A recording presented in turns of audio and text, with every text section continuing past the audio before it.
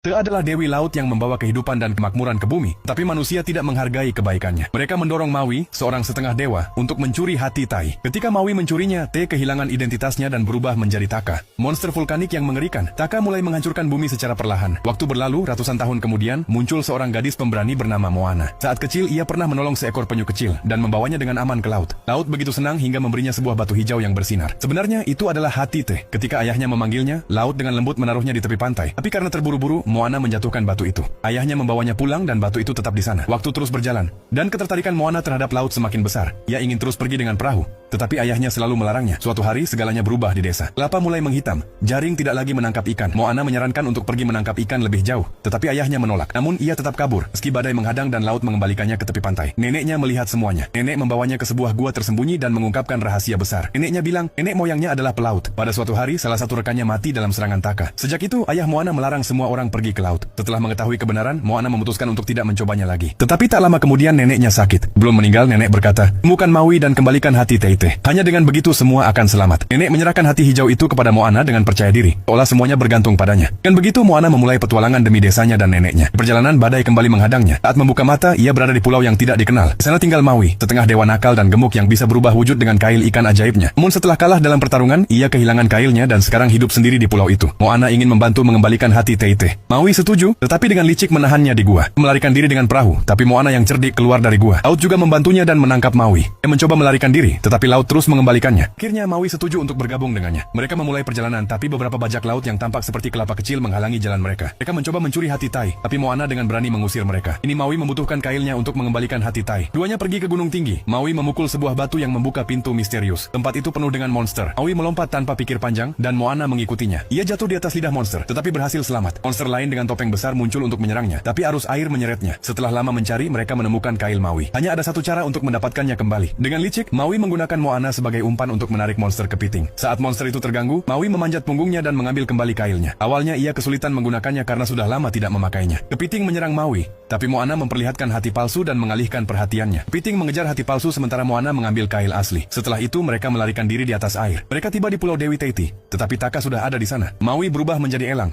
tapi Taka menjatuhkannya ke tanah. Kemudian ia berubah menjadi ikan dan kembali ke perahu dengan kailnya. Tapi Taka menyerang lagi. Setelah pertarungan sengit, kail Maui patah. Ia menerima kekalahan dan pergi. Moana tinggal sendirian. Ia mengembalikan hati Te ke laut. Saat itu muncul roh neneknya dan berkata, jangan menyerah, itu memberimu kekuatan. Moana kembali melompat ke laut dengan hati itu dan berlayar menatap mata Taka. Laut menciptakan kabut untuk menyembunyikannya, tapi Taka berhasil mencapai perahu dan membaliknya. Saat itu Maui kembali dan menghalangi jalan Taka.